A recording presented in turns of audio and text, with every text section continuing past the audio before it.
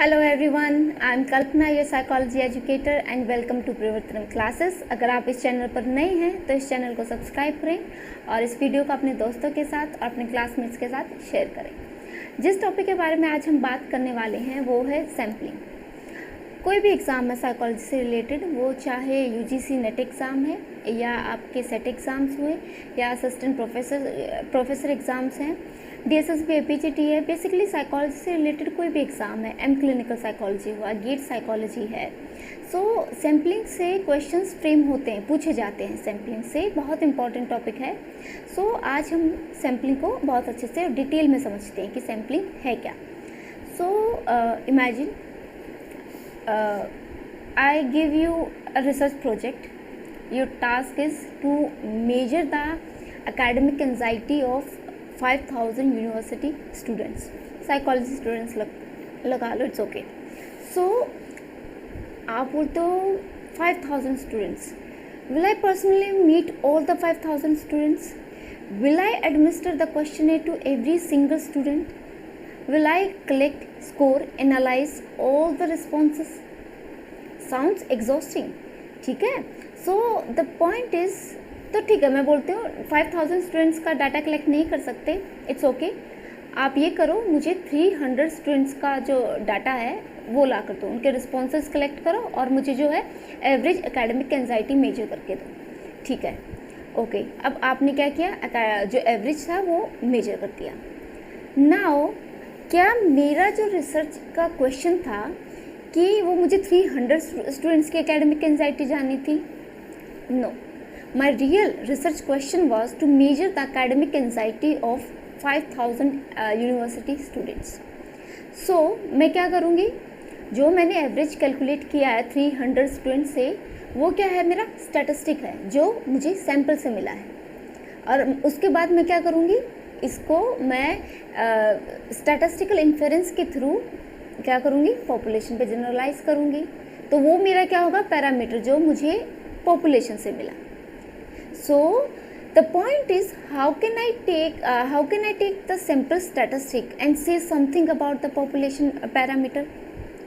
मुझे 300 स्टूडेंट्स का academic anxiety major नहीं करनी थी। My goal is to measure the 5,000 students academic anxiety.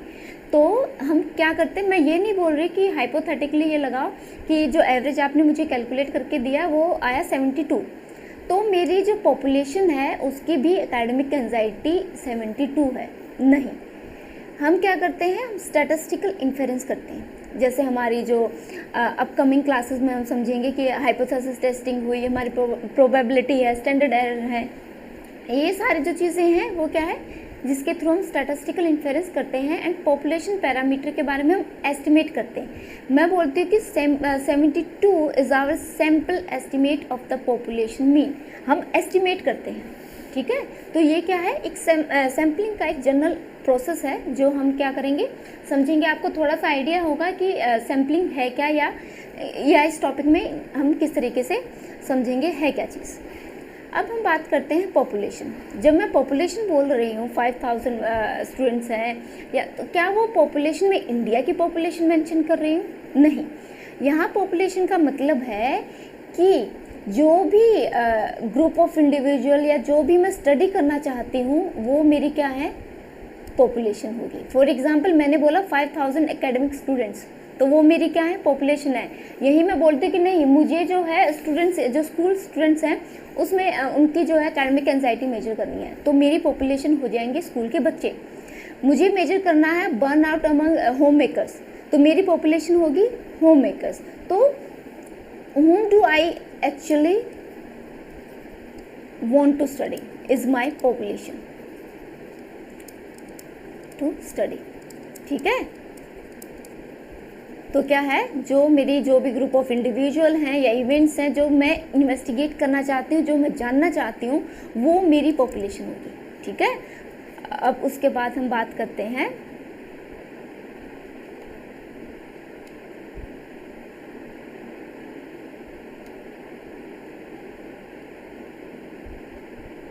One second,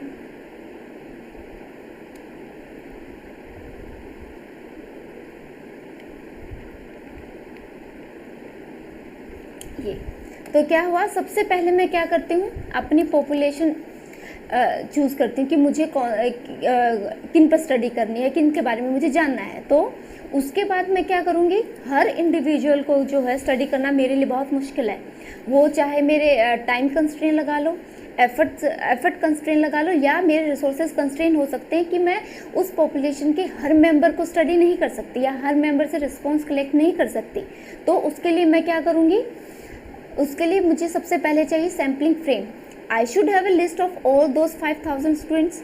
तो वो क्या है, जो पॉपुलेशन जिसके बारे में मैं स्टडी करना चाहती हूँ उनके जो मेंबर्स हैं उनकी लिस्ट। तो वो सैम्पलिंग फ्रेम होता है जहाँ पे मुझे उन मेंबर्स के बारे में इंफॉर्मेशन मिल रही है।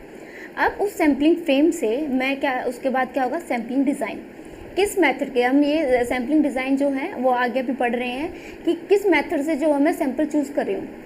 वो हमारी प्रोबेबिलिटी सैम्पलिंग हो सकती है, नॉन प्रोबेबिलिटी सैम्पलिंग हो सकती है, जैसे कि हमारा कोटा सैम्पलिंग है, हमारी स्ट्रैटिफाइड सैम्पलिंग है, एरिया सैम्पलिंग है। तो मैं कौन सा डिज़ाइन या स्ट्रैटेजी चूज़ करती हूँ अपने सैंपल कलेक्ट करने के लिए, वो हुआ मेरी सैम्पलिंग डिज़ाइन। उसमें फिर क्या किया, मैंने सैंपल चूज़ किया, मैंने वहाँ से उनसे डाटा कलेक्ट किया, मैंने अपना सैंपल स्टैटिस्टिक कैलकुलेट किया, फिर मैंने क्या किया, पॉपुलेशन पैरामीटर जाना अपना। तो अल्टीमेट सैम्पलिंग करने का रीज़न क्या था, टू स्टडी द पॉपुलेशन। मुझे पॉपुलेशन के बारे में जानना था, इसलिए मैंने सैम्पलिंग की।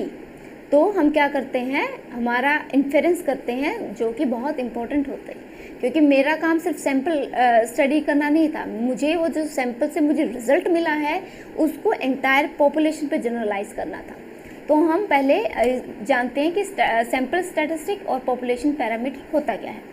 सैंपल स्टैटिस्टिक जो हम सैंपल से कैलकुलेट करते हैं, पॉपुलेशन पैरामीटर जो हमें एंटायर पॉपुलेशन के बारे में हमें बताता है। जो सैंपल स्टैटिस्टिक है वो नॉन होता है, प्रिसाइज होता है सैंपल के बारे में, क्योंकि हमारे पास सैम्पलिंग फ्रेम होता है। समटाइम्स जो नॉन प्रोबेबिलिटी सैम्पलिंग मेथड्स होते हैं उनमें हमारे पास कई बार सैम्पलिंग फ्रेम नहीं होता, लेकिन यहाँ क्या है, पॉपुलेशन पैरामीटर में हम वैल्यू को क्या करते हैं, एस्टिमेट करते हैं।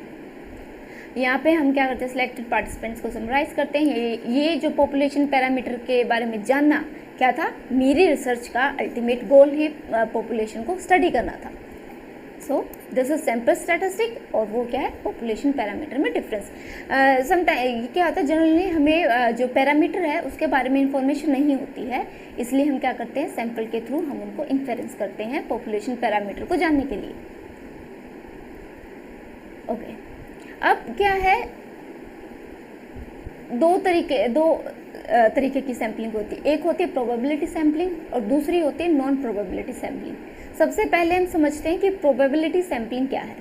प्रोबेबिलिटी सैम्पलिंग क्या है, जहाँ पे पॉपुलेशन के हर इंडिविजुअल मेंबर के क्या है, non equal and independence chance of being chosen. For example 300 students हैं मेरे पास, ठीक है, तो हर स्टूडेंट के पास चांस है मेरी सैंपल में इंक्लूड होने के 1/300।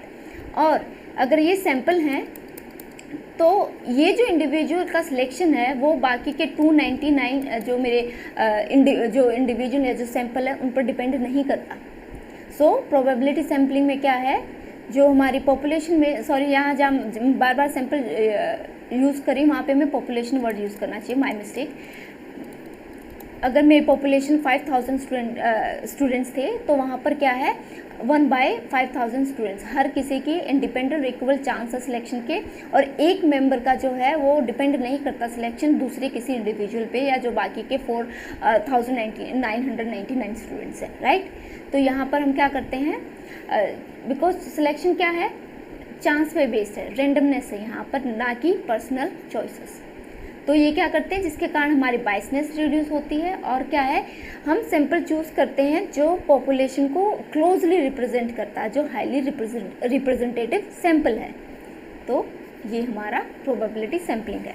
इक्वल चांस कैसे हुआ, हर किसी का सिलेक्शन का चांस था ये, ठीक है। और इंडिपेंडेंट चांस ऑफ सिलेक्शन, एक मेंबर का जो सिलेक्शन है वो दूसरे किसी इंडिविजुअल पे बेस्ड नहीं है। हाई रिप्रेजेंटेटिवनेस, हम प्रोबेबिलिटी सैम्पलिंग करते हैं ताकि जो हमारा सैंपल है वो अपनी पॉपुलेशन को, जो पॉपुलेशन में स्टडी करना चाहती हूँ उसको बहुत अच्छे से क्या करे, रिप्रेजेंट करे, दैट इज़ हाई रिप्रेजेंटेटिवनेस। और यहाँ पे क्या होता है, स्टैटिस्टिकल एनालिसिस अप्लाई करते हैं प्रोबेबिलिटी सैम्पलिंग में। अब मैं बात करती हूँ जनरलाइजेबिलिटी। मैंने सैम्पलिंग की मतलब मेरा जो सैम्पलिंग करने का रीज़न था वो क्यों था, ताकि मैं उसको एंटायर पॉपुलेशन पे अप्लाई कर सकूँ। ठीक है, जो फाइंडिंग्स मुझे सैंपल से मिलेगी उसको क्या करती हूँ मैं, अप्लाई एंटायर पॉपुलेशन पे। ठीक है, तो what is true for the sample is likely to be true for the population, क्योंकि ये तभी पॉसिबल है जब मेरा सैंपल जो है वो पॉपुलेशन को बहुत अच्छी तरीके से रिप्रेजेंट करता है। सो अब हम ये थी प्रोबेबिलिटी सैम्पलिंग। अब हम बात करते हैं हमारी नॉन प्रोबेबिलिटी सैम्पलिंग की। अब यहाँ पर जो पार्टिसिपेंट्स हैं वो रेंडमाइजेशन के थ्रू सेलेक्ट नहीं होते। यहाँ पर क्या है, और ना ही हर किसी का चांस है सैंपल में इंक्लूड होने का। यहाँ पर हम जब सैंपल चूज़ करते हैं वो बेस्ड होता है हमारी कन्वीनियंस के बेस पे, हमारी जजमेंट के बेस पे और हमारी अवेलेबिलिटी के बेस पे। तो यहाँ पर क्या है, कई बार क्या है, जो सैंपल है वो एक्यूरेटली एंटायर पॉपुलेशन को रिप्रेजेंट नहीं करता। तो यहाँ पर क्या है, अब जो प्रोबेबिलिटी सैम्पलिंग थी, या मेरे पास सैम्पलिंग फ्रेम था, मेरे पास लिस्ट थी हर मेंबर की जो पॉपुलेशन थी, लेकिन कई बार मेरे पास कंप्लीट लिस्ट या सैम्पलिंग फ्रेम नहीं होता पॉपुलेशन का। तो उस चांसेस में क्या है, तो हर पॉसिबल पार्टिसिपेंट को आइडेंटिफाई करना मुश्किल होता है। तो मैं उसी को सिलेक्ट करती हूँ जो मेरे लिए, जो एट प्रेजेंट जो प्रेजेंट होता है उस टाइम पे। तो वहाँ पर क्या है, अवेलेबिलिटी के बेसिस पे मैं क्या कर रही हूँ, चूज़ कर रही हूँ सैंपल को। तो ये था हमारा नॉन प्रोबेबिलिटी, जहाँ पे हर किसी का चांस नहीं है सैंपल में इंक्लूड होने का। और सिलेक्शन फ्लेक्सिबल होता है रादर देन रैंडम। फ्लेक्सिबल क्यों, क्योंकि हम पार्टिसिपेंट को चूज़ करते हैं मेरी स्टडी की क्या ज़रूरत है, या रिसर्चर जो है, यहाँ पर रिसर्चर के पास ज़्यादा फ्रीडम होती है कि वो किसे अपने सैंपल में इंक्लूड करना चाहते हैं। इसलिए जो हमारा सैम्पलिंग प्रोसेस है वो ज़्यादा फ्लेक्सिबल होता है। यहाँ पे रिसर्चर क्या है, मेजर रोल प्ले करता है। रिसर्चर के पास चॉइस है, वो किसे सैंपल में इंक्लूड करना चाहता है, किसे नहीं करना चाहता। तो सिलेक्शन किसके बेसिस पे, किस पर बेस्ड है, कन्वीनियंस के बेस पे है, पर्पस के बेस पे, अवेलेबिलिटी के बेस पे, वॉलंटरी पार्टिसिपेशन या पर्सनल जजमेंट। तो ये सब क्या है यहाँ पर, ये सिलेक्शन इन फैक्टर्स के बेसिस पर होता है। और यहाँ पर हम जनरलाइज नहीं कर सकते फाइंडिंग्स को, ठीक है, क्योंकि जो सैंपल मैंने चूज़ किया है वो अपनी पॉपुलेशन को अच्छे तरीके से रिप्रेजेंट नहीं करता। तो यहाँ पर क्या है, since the sample may not represent the whole population, the result should be interpreted only for the people who participated in the study. जो जिन पर मैंने वो स्टडी कंडक्ट की है, मैं सिर्फ उनके बारे में वो इंटरप्रिटेशन कर सकती हूँ, लेकिन मेरे लिए बहुत डिफ़िकल्ट होगा उस फाइंडिंग को एंटायर पॉपुलेशन पे जनरलाइज करना। ये नॉन प्रोबेबिलिटी सैम्पलिंग की लिमिटेशन है। ओके, अब हम बात करते हैं next probability sampling, non probability sampling. यहाँ पे मैंने एक डिफरेंस टेबल में आपको बता दूंगी क्या क्या चीज़ें हैं। तो जो प्रोबेबिलिटी सैम्पलिंग है, रैंडम सिलेक्शन है, हर किसी का इक्वल चांस है, हाईली रिप्रेजेंटेटिव सैंपल होते हैं, फाइंडिंग्स क्या जनरलाइज की जा सकती हैं, क्योंकि यहाँ पर हम स्टैटिस्टिकल इन्फेरेंस करते हैं, हम इन्फरेंशियल स्टैटिस्टिक यूज़ करते हैं। यहाँ पे सैम्पलिंग बाइस क्या है, कम होती है, क्योंकि यहाँ पर रिसर्चर अपनी कन्वीनियंस के बेसिस पे सैंपल सिलेक्ट नहीं करता। यहाँ पर करते हैं जो रैंडम सिलेक्शन होता है उसके बेसिस पे हम सैंपल चूज़ करते हैं। लेकिन यहीं मैं बात करूँ नॉन प्रोबेबिलिटी सैम्पलिंग की, यहाँ पर क्या है, नॉन रैंडम सिलेक्शन है। यहाँ पे हर किसी का क्या है, अनइक्वल या अननोन चांस है कि वो सैंपल में सिलेक्ट होंगे। और ये क्या है, ये एंटायर पॉपुलेशन को रिप्रेजेंट नहीं करते, तो हाईली रिप्रेजेंटेटिव सैंपल यहाँ पर नहीं होता। और जनरलाइजेशन क्या है, लिमिटेड होता है, क्योंकि अगर हमारा सैंपल जो है वो पॉपुलेशन को रिप्रेजेंट अच्छे से नहीं कर रहा है, तो हम उसकी जो फाइंडिंग्स हैं हम एंटायर पॉपुलेशन पे कैसे जनरलाइज कर सकते हैं। तो जनरलाइजेशन क्या है, लिमिटेड है। हम यहाँ पर डिस्क्रिप्टिव और नॉन पैरामेट्रिक स्टैटिस्टिक यूज़ करते हैं यहाँ पर सैम्पलिंग बायस जो है हाई रिस्क होता है, क्योंकि यहाँ पर रिसर्चर अपनी कन्वीनियंस के हिसाब से, अपने जजमेंट के हिसाब से सैंपल चूज़ करता है। तो ये क्या है, ये है हमारी जो probability and non probability sampling में जो डिफरेंस था। ठीक है, तो आपको पता होना चाहिए कि प्रोबेबिलिटी सैम्पलिंग की कैरेक्टरिस्टिक्स क्या है, फीचर्स क्या है, और नॉन प्रोबेबिलिटी सैम्पलिंग के क्या फीचर्स हैं। ठीक है, अब हम नेक्स्ट स्लाइड पर चलते हैं। ये टाइप्स हैं, हमें पता होना चाहिए कौन सी प्रोबेबिलिटी सैम्पलिंग के टाइप है, कौन से नॉन प्रोबेबिलिटी सैम्पलिंग के टाइप है। तो प्रोबेबिलिटी सैम्पलिंग के क्या है, सिंपल रैंडम सैम्पलिंग है, स्ट्रैटिफाइड रैंडम सैम्पलिंग है, सिस्टमेटिक सैम्पलिंग है, क्लस्टर है, और मल्टी स्टेज सैम्पलिंग है। और वहीं मैं अगर बात करूँ नॉन प्रोबेबिलिटी सैम्पलिंग की, ये पर्पस सैम्पलिंग है, कन्वीनियंस सैम्पलिंग है, स्नोबॉल सैम्पलिंग है, और है कोटा सैम्पलिंग। ठीक है, ये मैंने यहाँ से जो एक रिसर्च पब्लिश की गई थी, तो यहाँ से मैंने इस पिक्चर को पिक किया है, ये सोर्स को मैंने क्रेडिट दे रखा है। हम बात करेंगे नेक्स्ट वीडियो में प्रोबेबिलिटी सैम्पलिंग के बारे में। सो आई होप आपको ये समझ में आया है।